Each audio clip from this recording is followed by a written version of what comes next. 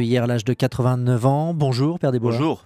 Vous êtes fondateur de l'association Yarad pour mieux faire connaître la Shoah par balle. On va y revenir dans un instant. Vous avez été responsable des relations de l'épiscopat français avec le judaïsme.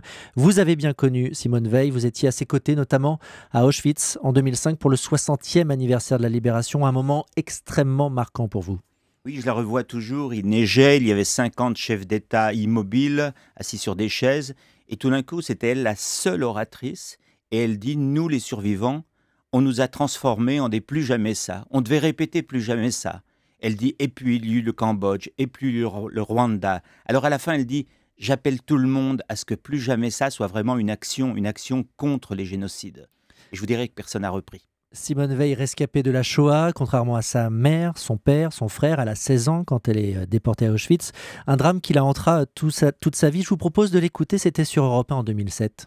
Je crois qu'on n'en sort jamais complètement. On y pense beaucoup. Moi, pendant 30 ans, je me suis dit, sur mon lit de mort, c'est à ça que je penserais. C'est à ça que je penserais sur mon lit de mort. Simone Veil était hantée par les images, les odeurs, les cris des camps de concentration. Elle vous l'avait confié. Ah, je ne dirais pas qu'elle était hantée, elle vivait à Auschwitz. Quand j'arrivais, elle servait le café et tout de suite on était à Auschwitz. Elle disait, on était derrière les barbelés, je regardais les trains de Hongroises arriver, on pleurait parce qu'elle ne savait pas où elles allaient, les capots étaient terribles. Elle disait, je me suis fait insulter combien de fois par d'autres déportés qui n'étaient pas juifs en me faisant traiter de sale juive. Elle ne savait pas non plus ce qu'était devenu son père, son frère, qui était en Lituanie. Vous avez réussi à savoir ce qu'ils étaient devenus. Voilà, on a retrouvé des traces, on a retrouvé des archives disant qu'ils avaient été employés à brûler les corps. Et je demande à la voir. Elle arrive et elle me dit, Père Desbois, je ne sais pas si je peux savoir, je ne sais pas si je veux savoir. Elle gardera jusqu'à sa mort ce matricule 78 651 tatoué sur son bras gauche.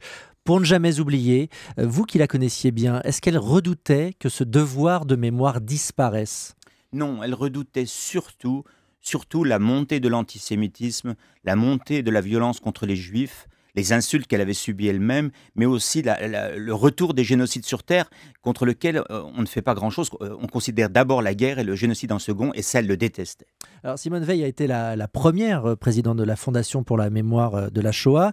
Elle était restée présidente d'honneur, mais pendant longtemps, elle s'était tue sur ce qui lui était arrivé, jusqu'à ce jour de 1978 où, en tant que ministre de la Santé, elle inaugure un hôpital et pose la première pierre avec une truelle, ce qui vaut cet échange avec le préfet. Vous avez une certaine technique déjà. J'ai fait ça, vous savez, j'ai fait ça. Non, c'est pas ça, j'ai fait ça en déportation, alors je fais ça très bien. J'ai fait ça très bien en déportation, un style direct, frontal, qu'elle utilisera également par la suite face à ses détracteurs, notamment lors de la loi sur l'IVG, mais aussi des militants FN qui l'attaquaient. Oui, je dirais que c'était une femme de combat. On ne savait jamais ce qui allait se passer lorsque l'on entrait dans son bureau. Moi, je dirais que c'est une femme très aimante, mais une femme combattante, je dirais, de chaque minute. Le combat qu'elle a dû mener dans le camp de Birkenau pour survivre, je dirais, ce combat l'a habité jusqu'à la fin de ses jours. Et elle a eu des malheurs familiaux. Si elle a réussi à tenir, je pense, c'est parce qu'elle avait déjà tenu à Auschwitz. On parle notamment de malheurs familiaux de sa sœur, qui était avec elle dans le camp à Auschwitz et qui mourra quelques années plus tard dans un accident de voiture. C'est ça oui, ce à quoi vous faites référence. De sa sœur, mais elle se souvenait aussi sans cesse du décès de sa maman. Et elle en répétait toutes les minutes comment elle l'avait vue se dégrader à Bergen-Belsen, comment elle était morte quelques jours avant la libération. Simone Veil, moi je l'ai connue dans les 20 dernières années, je dirais, et vivait toute sa vie à partir d'Auschwitz.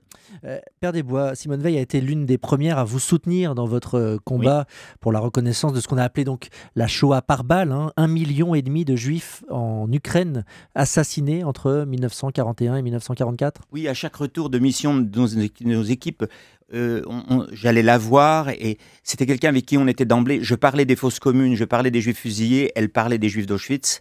L'échange, c'était comme ça. On me disait, qu'avez-vous dit avec Madame Veil? Mais c'était pas comme ça avec Madame Veil. C'était un échange d'Auschwitz aux fosses communes. Est-ce que c'était le seul sujet de conversation que vous aviez? Oui, et aussi, je la voyais parce qu'elle était aussi une grande amie du cardinal Lustiger, qu'elle appelait Jean-Marie.